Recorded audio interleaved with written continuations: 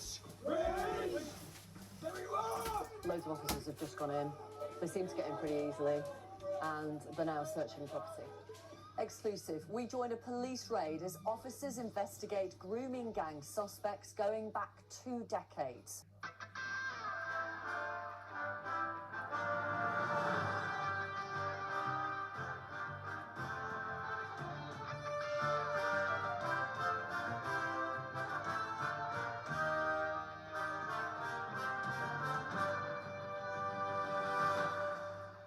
Hello, welcome to Thursday's Newsnight Live from Broadcasting House in London with insight and interviews on stories from the UK and around the world. First tonight, Newsnight has been given exclusive access to a police operation into child sexual exploitation, specifically to arrest grooming gang suspects who are accused of raping teenage girls in Oxford 20 to 25 years ago. Thames Valley Police, along with 5 other forces, coordinated early morning raids last week. I was able to join one group of officers who went to arrest a suspect. It's 3:45 in the morning. We're at Thames Valley Police HQ, and you can see a huge number of police vehicles, dozens of officers. We're about to get a briefing ahead of a series of raids which are about to take place in the area. Morning. Op Paddle is the, the latest arrest phase and ongoing investigation we've got into CSE in Oxfordshire in the early 2000s. And today's a really meaningful day. It's the opportunity to arrest and execute warrants on our suspects to gather evidence, but it's also the opportunity to give our victims, some meaningful progress in their investigation for victims which were offended against over 20 years ago and been engaged with our investigation for a number of years. Be proud of what you're about to do, all right? It is a big, big deal. Because only you can do what we're about to do. Only you can go through that door, detain these people for these horrible offences and deliver justice for these 4 victims. Good, right, disappear.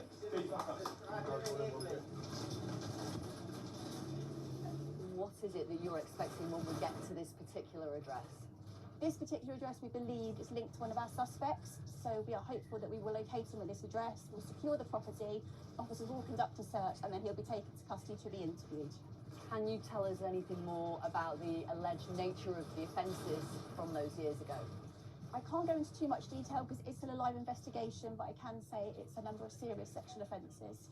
And the scale of the operation this morning, because it's, there are multiple officers and multiple police vehicles. Yes, so there are 10 suspects across the country, 5 specifically in the Thames Valley area. We're all executing these warrants simultaneously across the country. And we've got about 200 to 300 officers involved in the whole investigation, the whole operation today.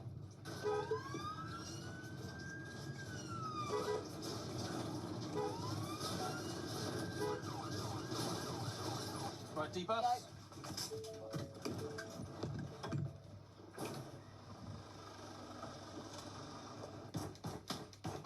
Come to the door now! It's the police! Open up! Subject to the door! Rage! Rage!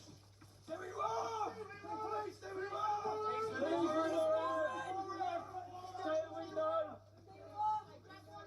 Loads of officers have just gone in. They seem to get in pretty easily, and they're now searching the property.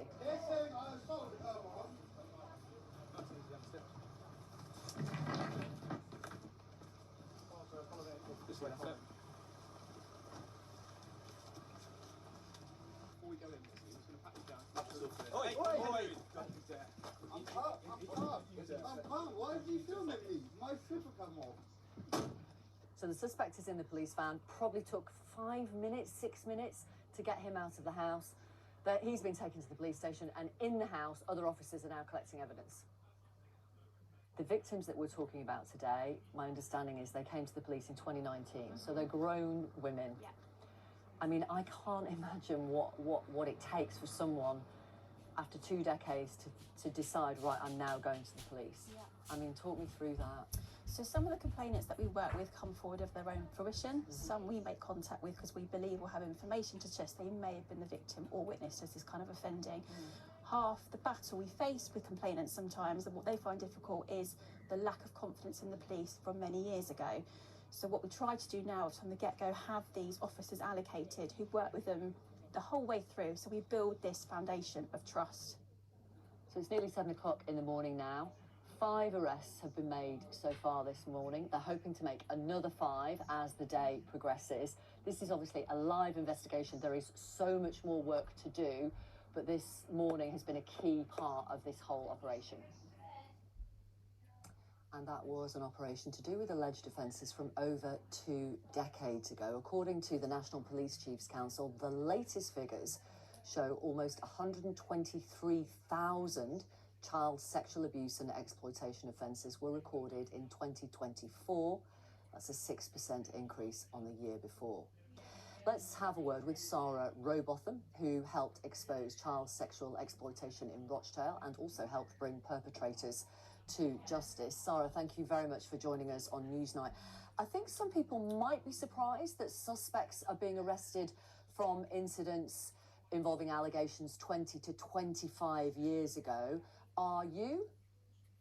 No, I've done 10 court cases now, all dating back to around the same period of time as the case that you were just looking at. I think, you know, the police officer's quite right that sometimes, you know, the difficulty with this kind of crime is that for a long period of time, those children didn't perhaps know that they were a victim. They didn't have any confidence at all in the police. Or actually, which is similar to what happened in Rochdale all that time ago, was that, you know, the police either didn't believe them or disregarded their statements because they didn't believe that they would achieve a successful prosecution. I think, you know, I'd kind of correct the police officer. Perhaps it's not my place to do so, but if you're a witness to this kind of crime and you were a child at the time, then surely you're equally a victim and should be treated as such. If you witnessed this kind of horrific event, then surely you're also a victim. I'm not surprised. I'm pleased that the police are engaging in this kind of, you know, active prosecution, that they're going after these perpetrators now. But, you know, I'm not surprised. How important is it for survivors that police do pursue allegations like this from so long ago? It is. It's incredibly important. I think I do have a bit of an issue when people talk about we want to secure justice for victims and justice for survivors. Well, actually, that's quite a nuanced value.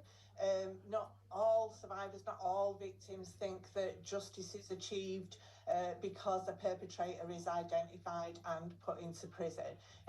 You know, for some survivors and some victims, then justice is actually simply about somebody has believed me, that they've taken my word for it, they know that I was telling the truth, and that actually justice is about I am now free to live the rest of my life feeling safe and, you know, not in any danger and not in any threat. You know, some survivors and some victims will never come forward, even though they were abused a long time ago in this particular crime, because actually that they're living a different life now. Yeah. Equally, there are some survivors who will never, ever get over the trauma of this crime, and are, you know, unfortunately living with severe mental health problems or significant substance abuse. I'm going to bring in Conservative MP Robbie Moore, Sarah, who's sitting alongside me here in the studio. What do you make of this kind of police action? Hundreds of officers, multiple locations, coordinated raids, again, for alleged offences from 2 decades ago. Well, it needs to happen. I mean, let's be honest, this is the biggest or one of the biggest national scandals that this country has ever faced. There has been state failure at all levels, whether it's national government, local government, within all of those organisations that have safeguarding responsibility.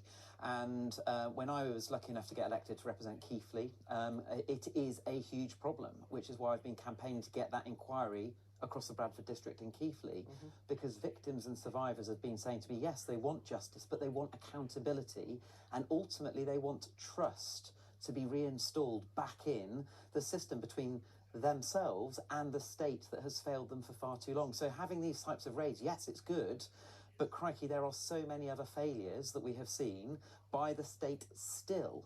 And one of the things that really worries me is the letters that have been released recently from the Department for Justice about perpetrators potentially being released early for not serving their sentences. That worries me because right now we have a national inquiry that will focus on the Bradford district in Keighley, urging victims and survivors to come forward, many of whom have said to me now they are concerned about that because they see that their perpetrator may be released early and therefore less willing to contribute into the national inquiry that's taking place. And we'll see, whoever is the new Home Secretary, whether they will go ahead with that early release scheme of those particular perpetrators. That is an investigation at an early stage, the one we've just been discussing. No one has been charged. Now we're going to talk about a different story.